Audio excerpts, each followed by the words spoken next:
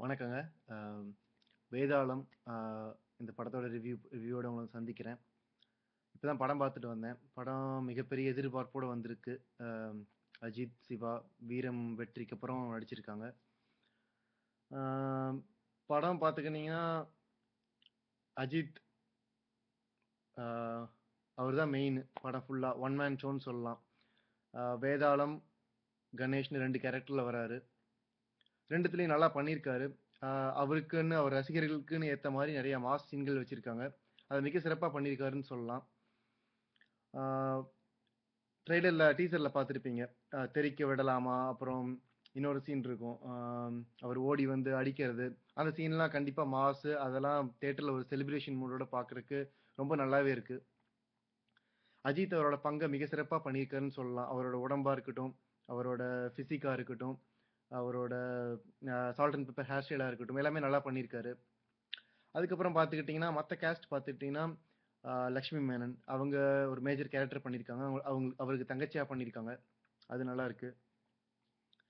அத தவிர்த்து பார்த்தீங்கன்னா, ஸ்ருதிஹாசன்.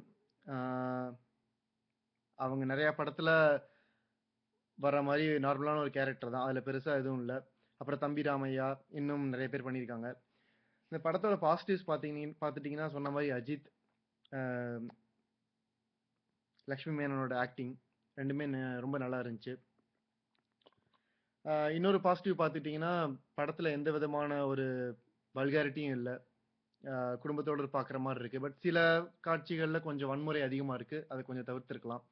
அத தவிர்த்து படம் வேற எதுவும் அந்த மாரி காட்சிகள் இல்ல. நெகட்டிவ்ஸ் பார்த்துட்டீங்கன்னா, கதைன்னு பார்த்துக்கிட்டீங்கன்னா, சேம் ஓல்ட் ஸ்டோரி. ஒரு சின்ன ரிவெஞ்ச் ஸ்டோரி மாதிரி. என்னன்னு உங்களுக்கு சஸ்பென்ஸ் சொல்ல விரும்பல. போய் பாருங்க. வில்லன்ஸ் பார்த்துக்கிட்டீங்கன்னா, ஒரு படத்துக்கு இந்த மாரி ஒரு மாஸ் கமர்ஷியல் படத்துக்கு வில்லன்கள் மிக முக்கியம்.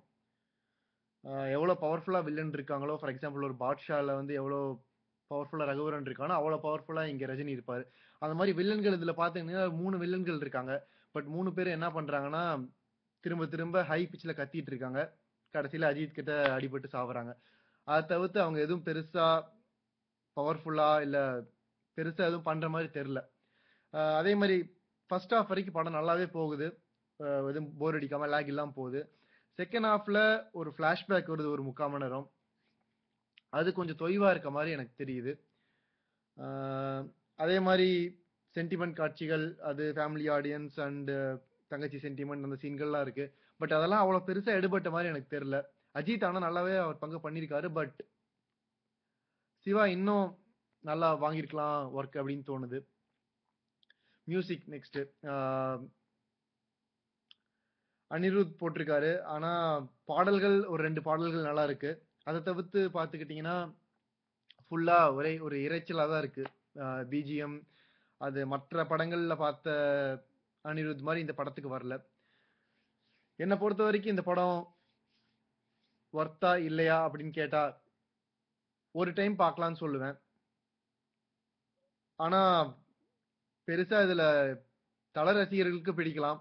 பட் ஒரு காமன் மேனா அ ஒரு ரூ. 100 ரூ. 150 குடுத்து பார்க்கிறவங்களுக்கு இதுல பெருசா ஒண்ணும் மேட்டர் இல்ல. பெரிய அவங்களுக்கு எக்ஸைட்டிங் ஃபேக்டர் எதுவும் இல்லன்னு தான் என்னால சொல்ல முடியும். ஆ இதான் என்னோட முதல் ரிவ்யூ. இது புடிச்சிருந்துச்சுன்னா லைக் பண்ணுங்க. ஆ இந்த சேனலுக்கு சப்ஸ்கிரைப் பண்ணுங்க. மேலும் என்னோட ரிவ்யூகள் நான் போடுறேன். தமிழ் படங்கள் இல்லாம மற்ற ஆங்கில படங்கள், மற்ற மொழி படங்கள், மற்ற நாட்டு மொழி படங்களுக்கும் நான் நெறைய பார்ப்பேன். என்னோட ரிவ்யூ புடிச்சிருந்தா லைக் பண்ணுங்க. ஆ என்னோட முக்கியமான காரணம் என்னோட ஃபோட்டோ போடாததுக்கு காரணம் வந்து,